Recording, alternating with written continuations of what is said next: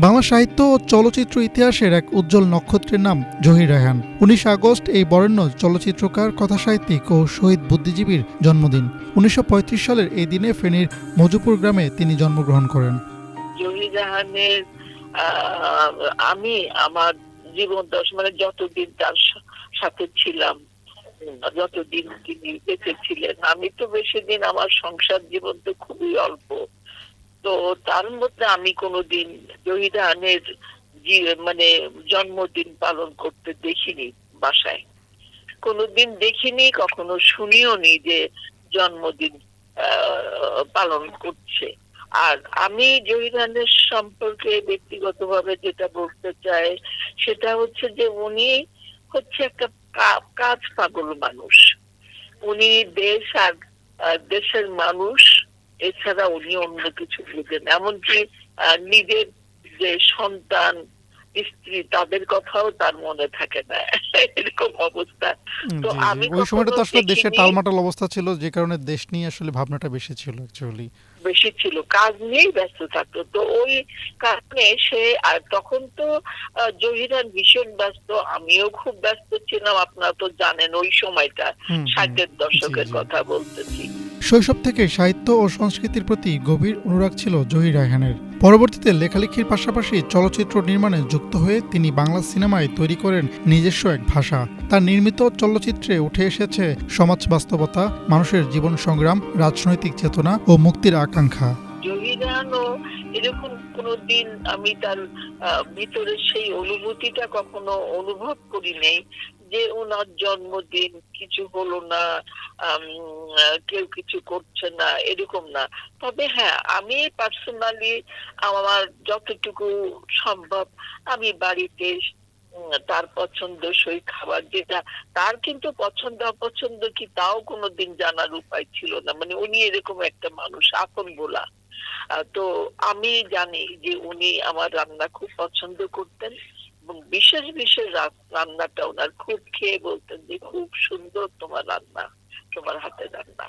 তো আমি হয়তো সেই কাজটা করতাম। আর হচ্ছে যদি কোনোদিন শুটিং রাত্রে হল, আগে তো জানেন যে সারা রাত শুটিং হতো, আমরা হোল নাইট শুটিং করতাম। আমাদের এখন দেশ স্বাধীনের পরে তো আর হোল নাইট শুটিং হয় না। তো তখন কখনো হয়তো আমি সারা রাত শুটিং এ থাকতাম, কখনো জহির কখনো শুটিং এ থাকতো। তো এরকম কিছু হয় নাই। তবে হ্যাঁ, ওই যে আমি বললাম রান্না করতাম সেই দিনটাতে, যখনই হোক রান্না করতাম। আর আমি হয়তো রাতের বেলায় তার জন্য কোনো গিফট আমি তাকে দিতাম। প্রিয় মানুষটির জন্মদিন এলেই স্মৃতির দরজা খুলে যায় স্ত্রী ও বরেণ্য অভিনেত্রী সুচন্দার। তবে আনন্দের এই দিনে রয়েছে গভীর আক্ষেপও। এইসব দেখা যাচ্ছে যে নানান রকম প্রোগ্রাম করে হইচই ফেলা দিচ্ছে, অথচ জহির রায়হানের মতন একটা মানুষের কোনো মূল্যই তারা দেয় না।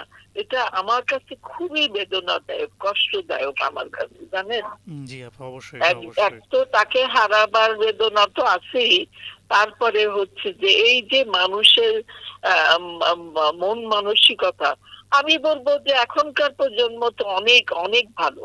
তারা তো তবুও তো জহির রায়হান সম্পর্কে জানতে চায়, বলতে চায়, লিখতে চায়। আর তার অবদানটা কি, তার অবদান তো বলে শেষ করা যাবে না। যে এই যে জন্মদিন জহির রায়হানের, জহির রায়হান যে ব্যক্তি সেটা আমাকে নতুন করে আমি বলতে চাই না। জহির রায়হান কি সেটা আপনারা সবাই জানেন, সারা দেশবাসী জানে। তো তার সম্পর্কে আমি ছাড়া কি আর বলার কেউ ছিল না? এত চ্যানেল, এত পত্রিকা, এত কিছু, অবাক কাণ্ড যতগুলো। আমার যাই একটু টুকটাক দেখলাম ওই আমার ইন্টারভিউটাই। তো শুধু কি আমি জহির রায়হানের সব, কিন্তু জহির রায়হান তো কারো একজনের না, জহির রায়হান তো সারা দেশের মানুষের, তাই না? জি জি আপা, অবশ্যই। আমার খুব দুঃখ লাগলো। জহির রায়হানের উল্লেখযোগ্য চলচ্চিত্রের মধ্যে রয়েছে কখনো আসেনি, কাচের দেয়াল, সঙ্গম, বাহানা ও কালজয়ী জীবন থেকে নেয়া।